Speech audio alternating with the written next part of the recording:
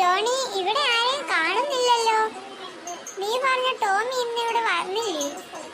അറിഞ്ഞുകൂടാ, അവൻ സാധാരണ കറക്റ്റ് സമയത്തിന് വരുന്നതാണ്. ഇന്നലെ അവൻ നേരത്തെ വന്നതായിരുന്നു. അവനിപ്പോൾ വരും. നമുക്ക് 2 മിനിറ്റ് വെയിറ്റ് ചെയ്യാം. ജോണി, ഇതാ നീ പറഞ്ഞ ടോമി വന്നിട്ടുണ്ട്. ജോണി ജോണി, അവന്റെ കൂടെ അവന്റെ കൂട്ടുകാരനുമുണ്ട്. ഹായ് ടോമി, നീ വന്നോ? ഇതാണ് ഞാൻ പറഞ്ഞ എന്റെ കൂട്ടുകാരൻ ഇമ്മാനുവേൽ. ജോണി, ഇതാണ് ഞാൻ പറഞ്ഞ എന്റെ കൂട്ടുകാരൻ Mikku. Hi Emmanuel, I am Tommy. നിനക്കെന്നെ അറിയാമെന്ന് തോന്നുന്നു. ഞാൻ നിന്നെ കണ്ടിട്ടുണ്ട്. My name is Emmanuel. My name is Mikku. എനിക്ക് നിങ്ങളെ എല്ലാവരെയും അറിയാം. അപ്പോൾ നമുക്ക് പോകാം. അവൾ കാത്തു നിൽപ്പുണ്ടാവും. ഇന്ന് ഏത് കഥയാടാ പറഞ്ഞു തരുന്നത്? നിങ്ങൾക്ക് വല്ല ഐഡിയയും ഉണ്ടോ? ഇല്ലടാ. വരൂ. ഇവിടെ എവിടെയോ അല്ലേ അവളുടെ വീട്? എനിക്ക് ചെറിയൊരു ഓർമ്മയുണ്ടതുപോലെ. അതേടാ, നീ പറഞ്ഞത് ശരിയാ. കുറച്ചപ്പുറത്താ. പെട്ടെന്ന് നോക്കൂ. അത് നോക്കി നിൽപ്പുണ്ടാവും. നീ സാറേ വിളിക്ക്, ഞാൻ ഇറങ്ങട്ടെ. നിങ്ങളുടെ കൂട്ടുകാരെ എല്ലാം വിളിച്ചു കൊണ്ടുവന്നല്ലോ. നിങ്ങൾക്ക് എന്റെ കഥകളും വിശുദ്ധന്മാരുടെ ചരിത്രങ്ങളും അത്രയ്ക്ക് ഇഷ്ടമായോ? അതെ ചേച്ചി, അതെ. ഇന്നേ ദിവസം നമുക്കും കൂടെ പറഞ്ഞു തരുമല്ലോ ചേച്ചി. ഞാൻ വളരെ ആകാംക്ഷയിലാണ്. ഞാൻ എല്ലാവർക്കും പറഞ്ഞു തരും. ദൈവിക കാര്യങ്ങൾ എനിക്ക് പകർന്നു കൊടുക്കുവാനാണ് ഏറ്റവും ഇഷ്ടം. ചേച്ചി, നമുക്ക് ഇന്നലത്തെ പോലെ പുറത്തേക്ക് പോയാലോ? Okay, very good idea. വരൂ, നമുക്ക് പോകാം. ടോമി, എല്ലാവരെയും നീയാണ് നോക്കേണ്ടത്. നീ എല്ലാവരെയും വിളിച്ചുകൊണ്ട് വരൂ. അപ്പൊ എല്ലാവരും ഓക്കെ അല്ലേ? പക്ഷെ സാറൊക്കെ എന്താ ഇരിക്കാൻ സ്ഥലമില്ലേ? സാറ ഇങ്ങ് വാ, ചേച്ചിയുടെ അടുത്ത് നിന്നോ. താങ്ക് യു ചേച്ചി. വെൽക്കം. അപ്പോൾ നമുക്ക് തുടങ്ങാം. ഓക്കെ, ഞാൻ വളരെ ആകാംക്ഷയിലാണ് ചേച്ചി. ഇന്ന് നമുക്ക് കഥയാണോ വിശുദ്ധന്റെ ജീവചരിത്രമാണോ പറഞ്ഞു തരുന്നത്? വരൂ കൂട്ടുകാരെ, ഇന്നും ഞാനൊരു വിശുദ്ധന്റെ ജീവചരിത്രമാണ് കേട്ടോ പറഞ്ഞു തരുന്നത്. ഈ വിശുദ്ധന്റെ തിരുനാൾ നമ്മൾ ആഘോഷിക്കുന്നത് ജനുവരി 6-ാം തീയതിയാണ് കേട്ടോ. നിങ്ങളത് മറക്കരുതേ. വിശുദ്ധ ആന്ത്രേ ബെസ്റ്റിന്റെ ജനനം 1845 കാനഡയിലെ മോൺട്രിയലിനടുത്തുള്ള ക്യുബേക്കിലായിരുന്നു. ഫ്രഞ്ച് കനേഡിയൻ ദമ്പതിമാരുടെ 12 മക്കളിൽ 8ാമനായി ജനിച്ചു. ആന്ത്രയുടെ 12ാം വയസ്സിൽ മാതാപിതാക്കൾ 2 പേരും ലോകത്തോട് വിട പറഞ്ഞു. ജനിച്ചപ്പോൾ തന്നെ രോഗിയും ദുർബലനുമായിരുന്ന ഈ ബാലനെ ഒരു കർഷകൻ ദത്തെടുത്ത് വളർത്തി.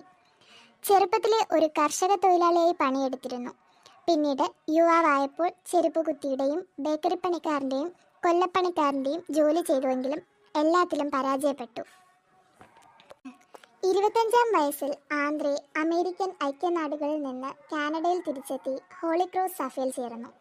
ഒരു കൊല്ലത്തെ നോവിഷ്യേറ്റ് കഴിഞ്ഞപ്പോൾ ആരോഗ്യം മോശമായതിനാൽ അദ്ദേഹത്തിന് സഭയിൽ പ്രവേശനം നിഷേധിക്കപ്പെട്ടു. ജന്മന ബലഹീനനും അനാരോഗ്യനുമായതിനാൽ സ്കൂൾ വിദ്യാഭ്യാസം കിട്ടാതെ ഒരു നിരക്ഷരനായി ജീവിതകാലം മുഴുവനും കഴിഞ്ഞുകൂടി. സ്ഥലത്തെ മൈത്രാൻ ഇഗ്നസ് ബോർജയുടെ ഇടപെടൽ മൂലം മോൺട്രിയലിലെ നോത്രദാം കോളേജിലെ വാതിൽ കാവൽക്കാരനായി ആന്ത്രേ നിയമിക്കപ്പെട്ടു. അതിനു പുറമെ പല ജോലികളും അവർ ആന്ത്രയെ ഏൽപ്പിച്ചു. അങ്ങനെ സങ്കീർത്തിയുടെ സൂക്ഷിപ്പുകാരനായും രോഗി ശുശ്രൂഷകനായും ബാർബറായും തോട്ടക്കാരനായും സന്ദേശവാഹകനായും വിളക്ക് തെളിയിക്കുന്നവനായും ആന്ത്രേ അവിടെ പണിയെടുത്തിരുന്നു. ഞാനിവിടെ വന്നപ്പോൾ അധികാരികൾ വാതിൽക്കൽ നിൽക്കാൻ പറഞ്ഞു. 40 കൊല്ലം ഞാനിവിടെ കാവൽ നിന്നു. ഇങ്ങനെയാണ് ആന്ത്രേ പറഞ്ഞിരുന്നത്. അദ്ദേഹം താമസിച്ചിരുന്നത് വാതിലിനടുത്ത ഒരു ചെറിയ മുറിയിലാണ്. അതിൻ്റെ ജനൽ തുറന്നാൽ എതിരെ റോയൽ പർവ്വതം കാണാമായിരുന്നു. ജനൽപ്പടിയിൽ വിശുദ്ധ യൗസേപിതാവിൻ്റെ ഒരു ചെറിയ രൂപം അദ്ദേഹം പ്രതിഷ്ഠിച്ചിരുന്നു. അതിൻ്റെ മുമ്പിൽ ഒരു എണ്ണവിളക്ക് കത്തി നിന്നിരുന്നു. വിശുദ്ധ യൗസേപ്പിനോടുള്ള അതിരറ്റ സ്നേഹവും ഭക്തിയും അദ്ദേഹത്തിൻ്റെ ഉള്ളിലും ജ്വലിച്ചു നിന്നിരുന്നു. വിശുദ്ധ യൗസേപ്പിൻ്റെ നാമത്തിൽ റോയൽ പർവ്വതത്തിൻ്റെ മുകളിൽ ഒരു പള്ളി ഉണ്ടാക്കാൻ അദ്ദേഹം വളരെ ആഗ്രഹിച്ചിരുന്നു.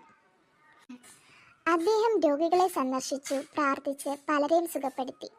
കോളേജിലെ ചാപ്പലിൽ കത്തി നിന്നിരുന്ന വിളക്കിലെ എണ്ണയെടുത്ത് അദ്ദേഹം രോഗികളെ മൃദുവായി തടവി സുഖപ്പെടുത്തി.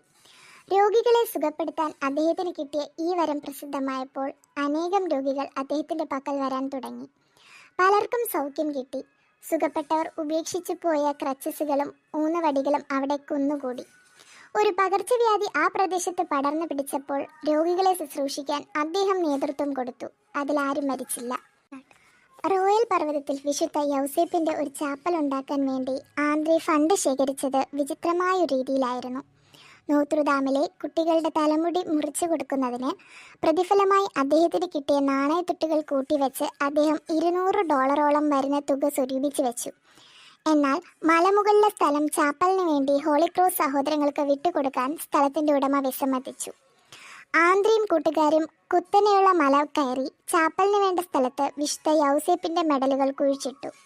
താമസിയാതെ ഉടമസ്ഥൻ സ്ഥലം വിട്ടുകൊടുത്തു. ആന്ദ്രെ $200 ഉപയോഗിച്ച് അവിടെ ഒരു ചെറിയ ചാപ്പൽ പണി തീർത്തു.